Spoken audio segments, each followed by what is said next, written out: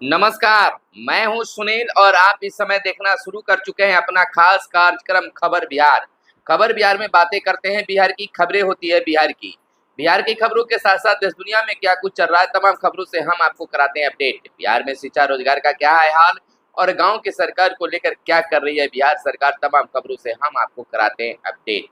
दोस्तों, प्रतिदिन हम आपके लिए खबर बिहार यानी बिहार समाचार आपके लिए लेकर आते रहते हैं। 65% ऐसे हमारे व्यूवर्स हैं जो चैनल को सब्सक्राइब नहीं किए हैं।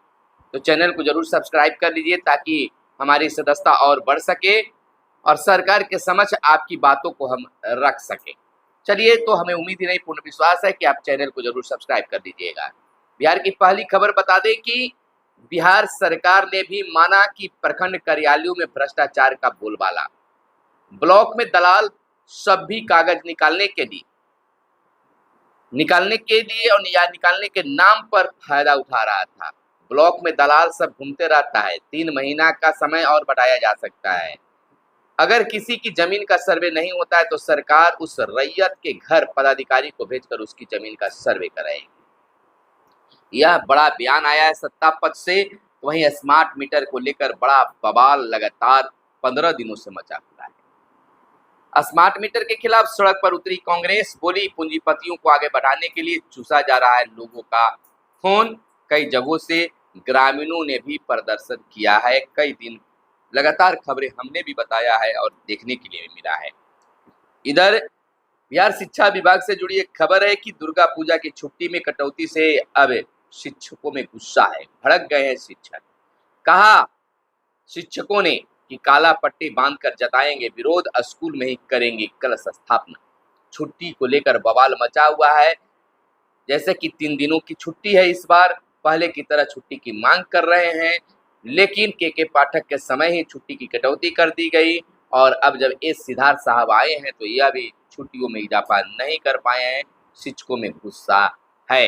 क्या इस बार बिहार के मुख्यमंत्री नीतीश कुमार कोई पहल करके दुर्गा पूजा जैसे महान पर्व पर शिक्षकों की छुट्टी बरकरार रखेंगे या फिर शिक्षकों को अपने विद्यालय में ही कलश स्थापना करना पड़ेगा? बड़ा दिलचस्प मोड़ पर आकर खड़ा हो गया है यह मुद्दा।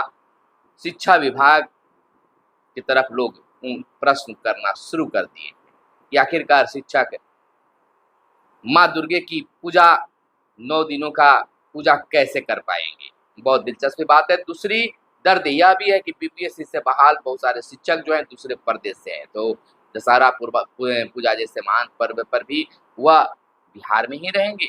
क्या 3 दिनों में वह जाकर लौट आ पाएंगे? ऐसा नहीं हो पाएगा। तो वह भी एक तरफ से दर्द छलक रहा है। एक बड़ी खबर यह भी बता दें कि 30 सितंबर को ही बिहार के नियोजित शिक्षकों के लिए उनकी पोस्टिंग और बीपीएससी शिक्षकों के लिए तबादला की नीति तय होनी थी। यानी कि बिल्कुल 30 सितंबर को कन्फर्म होना था। शिक्षा मंत्री ने एक बार नहीं बल्कि कई बार मीडिया को भी कहा है, लेकिन बीते शाम तक ऐसी कोई बातें निकल कर नहीं आई जिससे शिक्षकों में एक बार फिर से उमंग की लहर बढ़ सके। इसी बीच बता दें कि महाराष्ट्र में गाय को मिला राजमाता का दर्जा। विधानसभा चुनाव से पहले शिंदे सरकार का यह बड़ा फैसला माना जा रहा है। गौ माता को राज्य का दर्जा मिला है। वहीं पप्पू यादव ने बाढ़ पीड़ितों की मदद के लिए बढ़ाए हाथ। सहरसा के मेहसी प्रखंड के बिरगांव गांव में बाढ़ से बेहाल लोगों के लिए कम्युनिटी किचन शुरू कर दिए 50,000। सांसद ने सरकार पर लापरवाही का लगाया है आरोप। वहीं हम आपको अगली खबर के रूप में बता दें कि शिवहर में बागमती नदी का बांध फूटा, कई गांव जलमग्न, घर से सड़क पर आ गए हैं बाढ़ पीड़ित। कह सकते हैं कि घर से सड़क पर आ गए हैं बाढ़ पीड़ित। राहत और बचाव में जुटा है जिला प्रशासन।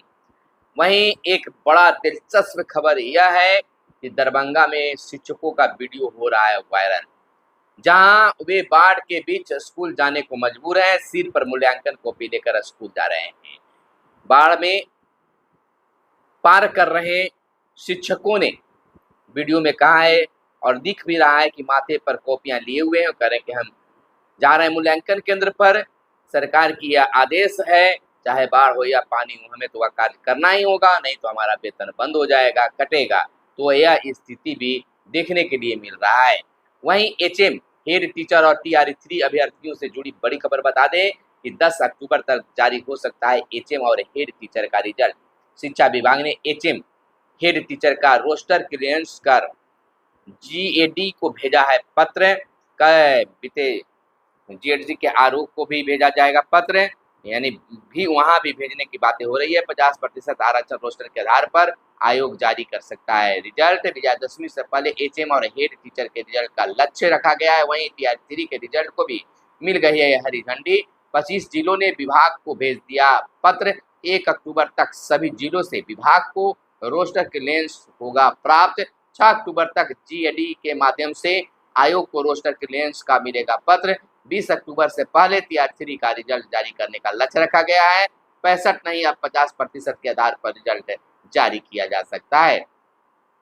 वहीं तेजस्वी यादव को प्रीपेड मीटर को लेकर एक बड़ा बयान आ गया है। प्रीपेड मीटर तेज रन कर रहा है या नहीं, इसका फैसला कौन करेगा। स्मार्ट प्रीपेड मीटर को ले नेता प्रतिपक्ष ने फिर उठाए हैं बड़े सवाल। बोले सरकार हमारे सवालों का जवाब दे।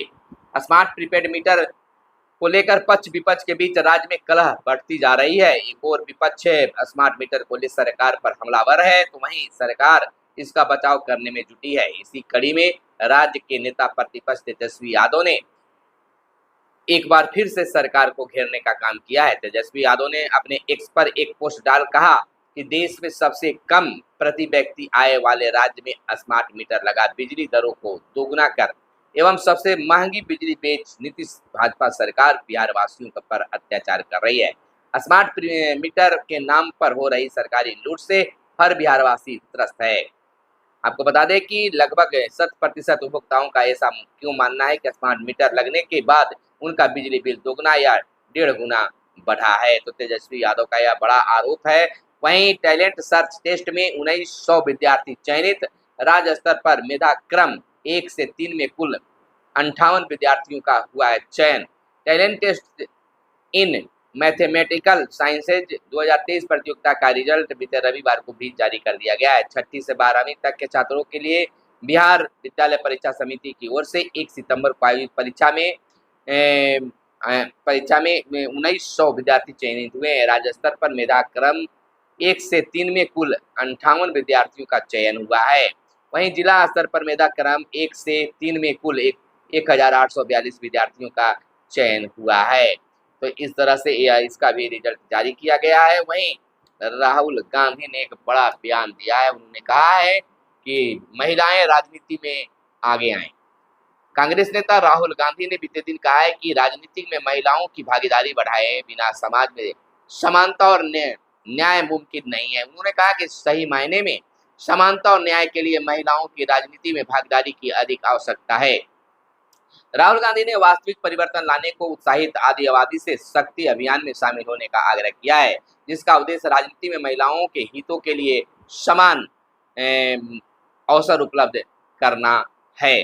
तो यह राहुल गांधी का बड़ा बयान है। वहीं आगे की खबर हम आपको बता दें कि पोषण वाटिका के कार्य मनरेगा से होंगे। मनरेगा आयुक्त ने सभी डीडीसी को दिया निर्देश। राज्य के 40,000 स्कूलों में पोषण वाटिका बननी है।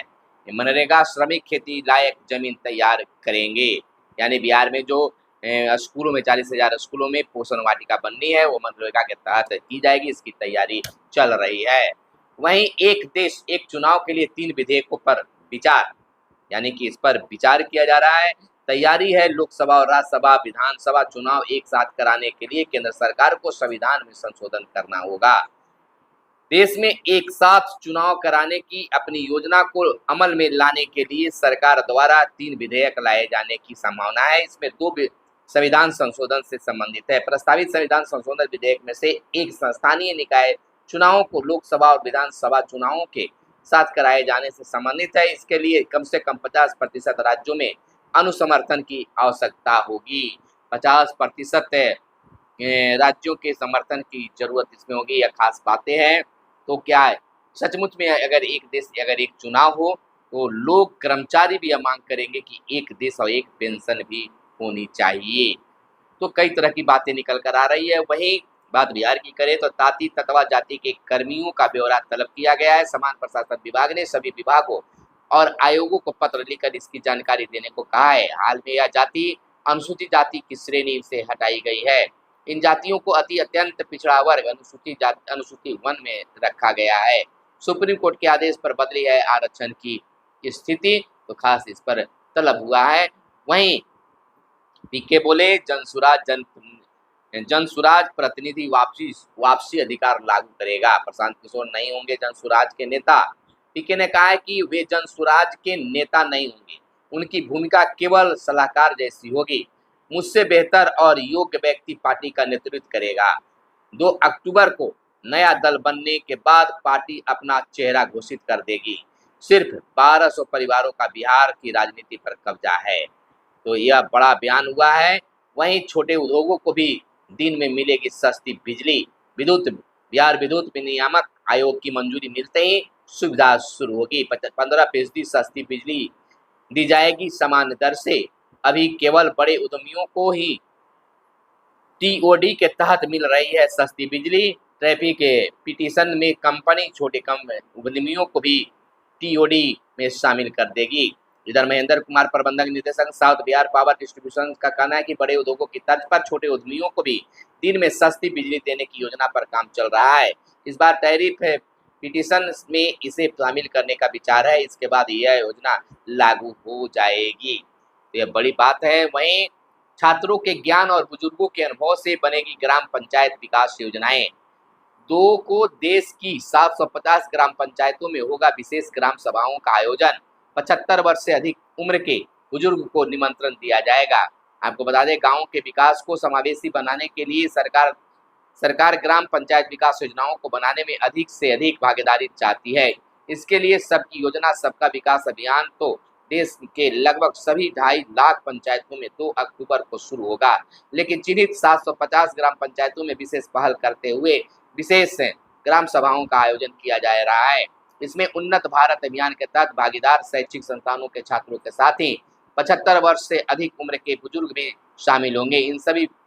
इन सभी की ऊर्जा, अनुभव और आकांक्षा के आधार पर 2025-26 के लिए ग्राम पंचायत विकास योजनाएं बनाएगी। तो अब युवा और बुजुर्गों को भी ग्राम पंचायतों में अहम भूमिका मिलने जा रही है। वहीं बालू माफिया पर की जा रही है बड़ी कार्रवाई की तैयारी। ईओयू ने संबंधित जिलाधिकारियों से मांगा प्रस्ताव। दर्जन भर जिलों के बालू माफियाओं को जिला बदर करने की योजना बनाई जा रही है।